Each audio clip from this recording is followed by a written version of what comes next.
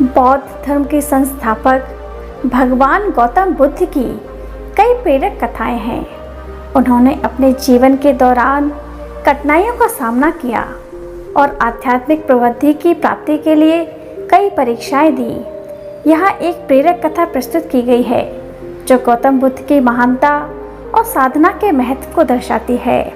तो चलिए कहानी शुरू करते हैं। बहुत समय पहले की बात है। एक गांव में एक युवक रहता था।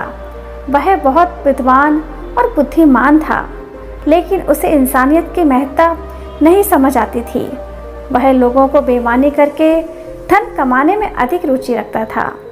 उसके मन में सिर्फ आत्मलाभ की भावना थी। एक दिन वह अपने दौड़ती बैंक को खोलने के लिए बाजार जा रहा था। वह आगे बढ़ते हुए अपने ध्यान में इतना मगन हो गया कि वह अपने पड़ोसी के साथ टकरा गया। यह टक्कर उसके गर्दन में इतनी तीव्र लगी कि उसे एक व्याधि हो गई। इससे प्रभावित होकर वह बहुत बीमार हो गया। व्याधि की चिंता में वह डॉक्टर के पास गया, लेकिन कोई भी उपचार उसे आराम नहीं दे सका। अंतिम रास्ता निकालने के लिए उसे एक देश में रहने वाले एक विद्यार्थी के बारे में सुना। उसके बारे में कहा जाता था कि वह अत्यंत ज्ञानी है और अपने विद्यार्थी जीवन को जीने में समर्पित है।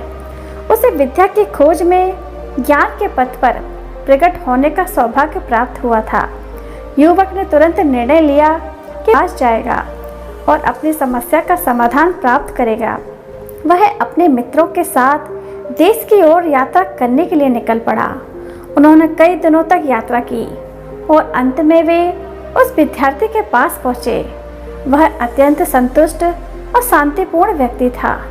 युवक ने अपनी समस्याओं का वर्णन किया और उम्मीद की कि वह उसे आध्यात्मिक ज्ञान से मुक्ति देगा। विद्यार्थी ने यह सब सुना और मुस्कान से बोला, मेरे पास उन रास्तों का पता है जो आपके लिए उपयोगी हो सकते हैं, लेकिन मैं तुम्हें बता नहीं सकता।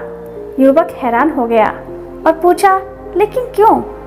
विद्यार्थी ने उत्तर दिया, इसका कारण यह है कि सच्चा ज्ञान प्राप्त करने के लिए तुम्हें स्वयं को यहाँ आना होगा और वह अभ्यास करना होगा। जब तुम स्वयं अपने जीवन में ज्ञान का अनुभव कर सकोगे। युवक ने कहा, लेकिन मुझे बुद्धिमान बनने की ज़रूरत है, मुझे आपका मार्गदर्शन चाहिए। विद्यार्थी ने मुद्रण में मुस्कान की और उत्तर दिया, तुम्हें मार्गदर्शन के लिए किसी और की ज़रूरत नहीं है। तुम्हारी आत्मा ही तुम्हें सच्चा ज्ञान और शक्ति देगी। तुम्हें बस अपने अंदर की गहराइयों को जानने की ज़रूरत है। युवक ने सोचा और उसने विद्यार्थी से कहा, मुझे आपका उपदेश स्वीकार है। मुझे अपने आध्यात्मिक सफ़र में आगे बढ़ने के लिए आपके पास रहने की इच्छा है। विद्यार्थी ने हाँ कहते हुए उसे अपना गुरु बनाया। वे अपने गुरु के साथ वन में रहने लगे और साधना करने लगे। युवक को पहले दिन से ही समझ आ गया कि साधना और आध्यात्मिकता में कितनी महत्वपूर्णता होती है। वन में वह अपने गुरु के साथ जीवन के अंदर छिपे गहरे रहस्य को पता लगाने में लगा रहता था।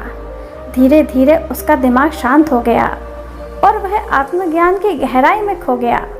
उसे आत्मा का आभास हुआ और उसने स्वयं को समझने के लिए समय निकाला। वह अपने आप को अधिक संवेदनशील, दयालु और सहज बनाता गया। वह अपने अंदर की आत्मा की पुकार को सुनने लगा और उसे अपने जीवन का मार्गदर्शन करने लगा। युवक को अपने आप के प्रकाश का अनुभव होने लगा और वह सभी लोगों की मदद करने के लिए समर्पित हो गया। उसने अपने पूरे जीवन को ज्ञान, करुणा, सद्भाव के आदर्शों के आधार पर बसाया। उसके अंदर की शांति और प्रभुत्ता ने उसे दुनिया के अन्य लोगों के साथ सहजता से बांटने की क्षमता प्रदान की। अब बुद्ध के अद्वैतवादी विचारों के प्रचारक बन गया और लोगों के लिए प्रेरित करने लगा। उसने बहुत से लोगों की मदद की और उन्हें ज्ञान का पाठ प्रदान किया। उसने शिक्षा के माध्यम से लोगों को उनकी आत्मिकता को जागृत करने का संदेश दिया। उसका प्रभाव इतना महत्वपूर्ण था कि लोगों ने उसे अपना धर्म गुरु माना और उसके दिखाए गए मार्ग पर चलने का निर्णय लिया। बहुत दिनों तक वह लोगों को ज्ञान के मार्ग पर प्रेरित करता रहा और उन्हें आध्यात्मिक उद्धार के लिए प्रेरित किया। उसके जीवन के द्वारा वह लोगों को ज्ञान के प्रकाश में ले गया और उन्हें आत्मिक सुख और शांति का अनुभव कराया। दोस्तों, इस कहानी से हम यह समझते हैं कि सत्य और आत्मज्ञान की प्राप्ति के लिए हमें अपने आप को समझने और आत्मा के साथ संवाद करने की आवश्यकता होती है। इसमें अंतर्यामी और दयालुता की भावना विकास होती है और हम अपने अंदर की शक्तियों को पहचानते हैं। इस तरीके से हम अपने जीवन को आध्यात्मिक उद्धार के लिए समर्पित कर सकते हैं और दूसरों के जीवन में पूर्णता और सुख का संचार कर सकते हैं। शिक्षा और आध्यात्मिक ज्ञान की प्राप्ति हमें अपने आप से ही होती है। बुद्ध ने हमें यह दिखाया है कि हम अपने अंदर की आत्मा के साथ जुड़े हुए हैं और वह हमें सच्चे ज्ञान के रास्ते पर ले जाएगी। हमें सिर्फ अपने अंदर की आवाज़ को सुनने की आवश्यकता है और उसका पालन करने की क्षमता होती है। हमारी आत्मा में ही सच्ची खुशी और सामर्थ्य होती है और जब हमें उसे पहचानते हैं तो हम सच्ची प्रगति और सुख की प्राप्ति कर सकते हैं। इसीलिए हमें अपने आप की पूजा करनी चाहिए और आत्मसम्मान और आत्मविश्वास को बढ़ावा देना चाहिए। इस तरीके से हमें सच्चे सुख और प्रगति को प्राप्त कर सकते हैं और अपने आप को दूसरों को पूर्णता के आदर्शों के निकट ले जा सकते हैं। सच्ची ज्ञान की प्राप्ति के लिए हमें समर्पितता, साधना और आत्मनियंत्रण की आवश्यकता होती है। हमें शक्ति की अवस्था में सचेत और प्रयत्नशील रहना चाहिए, निरंतर अभ्यास करना चाहिए।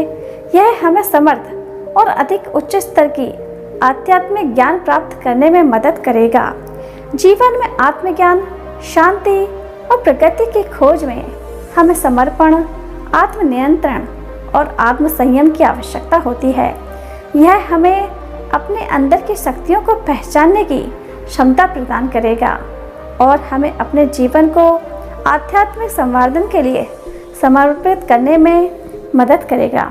इस तरीके से सच्चे आनंद, सुख और संतोष को प्राप्त कर सकते हैं और एक उदार, दयालु और समर्पित जीवन जी सकते हैं। सच्चे आनंद और प्रगति की प्राप्ति हमारे व्यक्तिगत सुधार के माध्यम से होती है। हमें अपने दुखों, कष्टों और अवस्थाओं से अपने आप को प्रशिक्षित करना चाहिए और उनसे सीखना चाहिए। जब हम अपने दुखों को स्वीकारते हैं और उनसे उठकर अपने आप को बेहतर बनाते हैं तो हम अपने जीवन की गहराइयों को समझते हैं और उसे सच्ची सुख और समृद्धि के रास्ते पर ले जाते हैं। दोस्तों, आज के वीडियो में इतना ही। मिलता है अगली वीडियो में। धन्यवाद।